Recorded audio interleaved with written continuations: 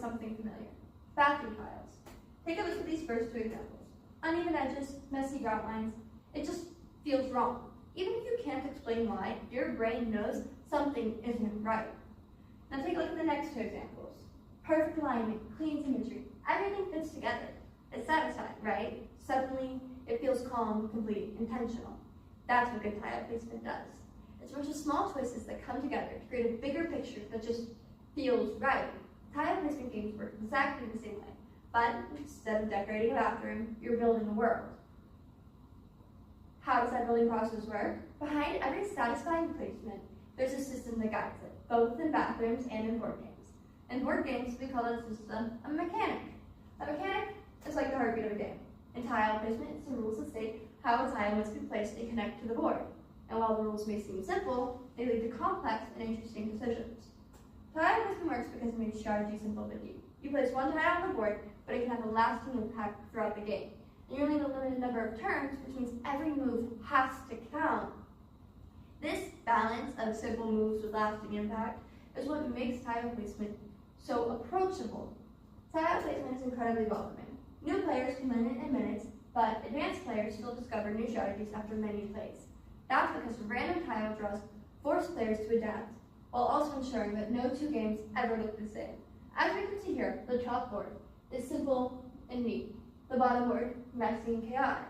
These two boards were made from the same rules, however they look very different. That's what's so great about tile placement, is the simple rules have endless possibilities on what you can do. As you play more and as you learn, your thinking starts to shift away from just placing tiles that fit and more towards strategy and planning for the future. In competitive games, you also need to balance building your own area with preventing others from building. This trade-off means you need to be constantly thinking ahead while also adapting your plan to the tiles you're given. And as you play, the board develops. We can see here the board's changed a lot, where there was originally a southwest-facing river and the city all over the place. It develops more towards a pond in the middle and the city all to the right-hand side. We see the journey and strategy of how they got from this to this. And building on top of the idea that every move matters, designers add depth through simple rules like adjacency and matching. These rules force players to make trade-offs between scoring now or leaving options open for the future. And on top of that, they also add depth through making sure every tile has multiple meanings. This layers scoring and layers strategies, where players need to be focusing on more than one area at once, which ensures that the game is constantly interesting and evolving. And this seems like a modern concept, this idea that there's multiple goals and multiple ways to score, and there's so much stuff going on. However, the core concept that placing tiles that fit together is satisfying has been around for a very long time. That's where dominoes comes in. Dominoes is one of the oldest examples of tile placement games. It lacks the strategy and depth of modern games. However, it still has some strategy. Do you want to continue your team or block your opponent? Let's look at an example of a simple domino chain. We start by playing a 3-3. That's our opening move. Our opponent plays a 3-5. We then decide to play a 5-1. Playing the 5-1 didn't just continue the chain. It added a new number to the board. This could have various consequences. We can score, our opponent can score. There's strategy behind our decision. What are we going to do going off of it?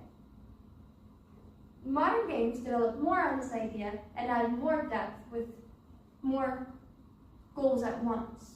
That's where Carcassonne comes in. In Carcassonne, tiles need to match. Roads to roads, cities to cities, fields to fields. And when you place a tile, you can put a meatball on it. And when that feature is completed, you score. For example, this player scored 10 points for the completed city with their meatball. What makes Carcassonne interesting is you only have a limited number of meatballs, which means you need to decide, tie them up in riskier, bigger projects, or go for smaller, guaranteed points.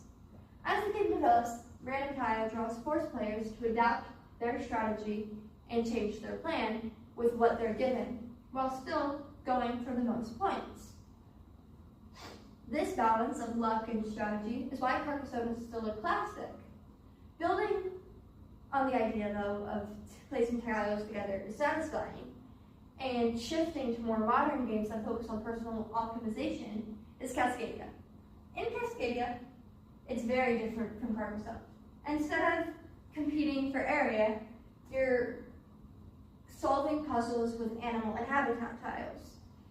As we can see here, the player connected the river tiles in a straight southwest line, which allowed them to keep the terrain open for future rounds, while also connecting animal tiles for scoring points. This game as a whole reflects the modern shift to personal optimization over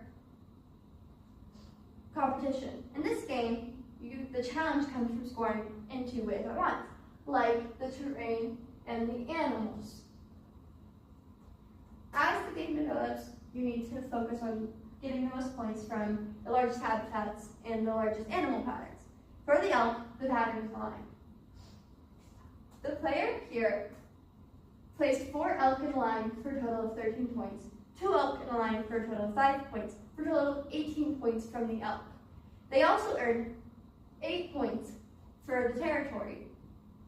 This game combines both puzzles and layers their scoring, so they're scoring from both the terrain and the animals.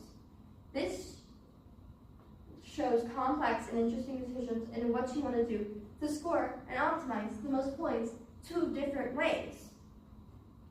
And at the end of the game, you're not just left with your score, you're left with a reflection of you as a player. Tile placing games are incredibly unique. At the end of the game, the board will be a reflection of that player's personal choices and playing style. If you want a neat, intentional board, or if you want to take risks and make a chaotic board, it's shown at the end of the game. Every game is unique. This leads to higher player satisfaction.